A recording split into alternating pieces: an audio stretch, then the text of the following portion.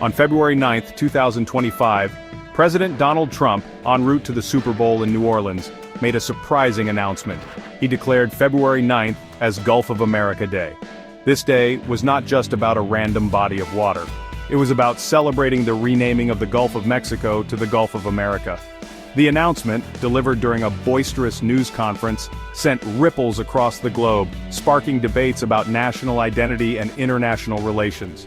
The Gulf of Mexico, central to the economies and cultures of multiple nations, had become the latest target of Trump's penchant for bold pronouncements. The Gulf of America, a name previously unknown to most, was suddenly thrust into the global lexicon, becoming a symbol of Trump's ambition and a lightning rod for controversy. Gulf of America Day was not just a day, it was a statement. It represented Trump's vision of American dominance, a vision that often seemed to clash with the realities of a globalized world.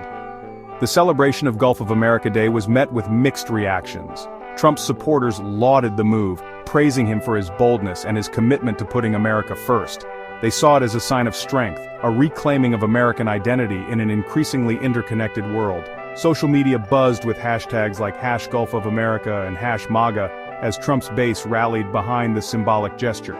However, critics were quick to point out the absurdity and insensitivity of renaming a body of water shared with other sovereign nations. The celebration of Gulf of America Day underscored the deep divisions within American society and served as a stark reminder of the country's increasingly fraught relationship with the rest of the world. The seeds for Gulf of America Day were sown long before the actual announcement. On his very first day in office, in a flurry of executive orders aimed at undoing the legacy of his predecessor, President Trump signed an order to rename the Gulf of Mexico. This seemingly outlandish move was just one of many in a long line of actions that left the world baffled and bewildered. The executive order mandated that the Gulf of Mexico be officially recognized as the Gulf of America in all government documents and maps. The order, lacking in any real justification beyond vague notions of national pride, was widely seen as an attempt to erase history and assert American dominance over a region shared by multiple countries. Trump's vision for the Gulf of America extended far beyond a simple name change. He envisioned a future where the Gulf would become a symbol of American power and prosperity, a hub for American commerce, and a strategic stronghold for American military might. The Gulf of Mexico, home to a complex web of international shipping routes, oil rigs, and delicate ecosystems, continued to be governed by international law and the cooperation of multiple nations, much to Trump's apparent frustration.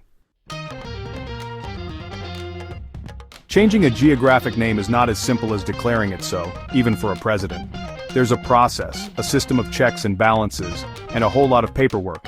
In the United States, the responsibility of naming and renaming geographic features falls under the purview of the U.S. Board on Geographic Names. This body, composed of experts from various government agencies, follows a meticulous process that involves public input, historical research, and consultation with relevant stakeholders. Traditionally, proposals for name changes are submitted to the board, which then undertakes a thorough review process. Trump, however, known for his disdain for bureaucratic processes and his penchant for unilateral action, decided to forego this established process. His executive order demanded a 30-day turnaround, a time frame that made a mockery of the board's careful and deliberate approach. This disregard for established protocol was met with criticism from cartographers, historians, and diplomats who argued that Trump's actions undermined the integrity of the naming process and set a dangerous precedent for future presidents. Section 5. A sea of dissent. International reactions to the Gulf of America. The renaming of the Gulf of Mexico to the Gulf of America was met with a wave of criticism and condemnation from the international community. Countries bordering the Gulf, including Mexico, Cuba, and several Central American nations, were quick to denounce the move, viewing it as an affront to their sovereignty and a blatant disregard for international norms. The United Nations expressed its disapproval, emphasizing the importance of respecting established geographical names and the need for international cooperation in matters related to shared resources. The European Union issued a statement expressing concern over the unilateral nature of the decision and its potential to create confusion and instability in the region. The international community's response highlighted the limits of American power and the importance of diplomacy and cooperation in a globalized world. The Gulf of Mexico, once a symbol of regional cooperation and economic interdependence, had become a flashpoint for international tension, all thanks to Trump's penchant for grand gestures. Section 6. Mexico pushes back. President Sheinbaum's appeal to Google. Mexico, sharing a significant portion of its coastline with the newly christened Gulf of America, emerged as a vocal critic of the name change. President Claudia Sheinbaum took a leading role in challenging the legitimacy of the renaming, both on the international stage and in the digital realm. Sheinbaum argued that the United States had no right to unilaterally rename a body of water shared by multiple countries, emphasizing that the Gulf of Mexico had been known by that name for centuries, and was an integral part of the region's history, culture, and identity. Recognizing the power of technology in shaping perceptions, President Sheinbaum took her case directly to Google.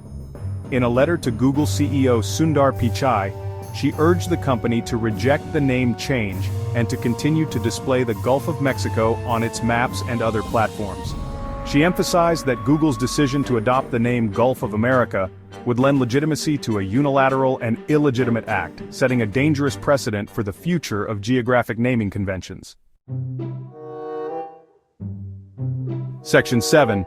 Google's Balancing Act, Navigating Geopolitical Disputes on Maps. Google, facing mounting pressure from both the United States and Mexico, found itself caught in the middle of a geopolitical tug-of-war. The tech giant, known for its data-driven approach and its commitment to providing objective information, faced a dilemma. Should it comply with the official stance of the United States government, or should it acknowledge the international outcry and maintain the status quo? Google Maps strives to reflect the most up-to-date and accurate geographical information, with the United States government officially recognizing the Gulf of Mexico as the Gulf of America. Ignoring the change could be seen as a violation of its own policies. On the other hand, changing the name of a prominent geographical feature, particularly one at the center of an international dispute, could expose the company to accusations of bias and political interference. In a carefully worded statement, Google acknowledged the change in the United States' official stance, but stopped short of fully adopting the new name across all its platforms. Section 8, Touchdown for Trump, the Super Bowl as a political stage. The timing of the Gulf of America Day announcement, coinciding with Trump's trip to the Super Bowl in New Orleans, was no accident.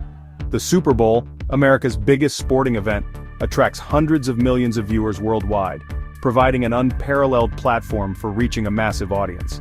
Trump, a master of media manipulation, recognized the Super Bowl as an opportunity to amplify his message and project an image of strength and decisiveness. The announcement, strategically timed to coincide with the pre-game festivities, dominated headlines and social media feeds, overshadowing the game itself for a brief period. Critics accused Trump of exploiting a beloved national event for political gain, turning a celebration of sport into a platform for division and discord. However, Trump's supporters saw it as a brilliant strategic move, a way to bypass the traditional media and connect directly with the American people. They argued that the Super Bowl, as a cultural touchstone, provided a unique opportunity to spark a national conversation about American identity and American greatness. Section 9. Making America Great Again, One Gulf at a Time. The Proclamation's Message. The proclamation of Gulf of America Day was more than just a renaming ceremony. It was a carefully crafted message intended to resonate with Trump's core supporters and advance his Make America Great Again agenda.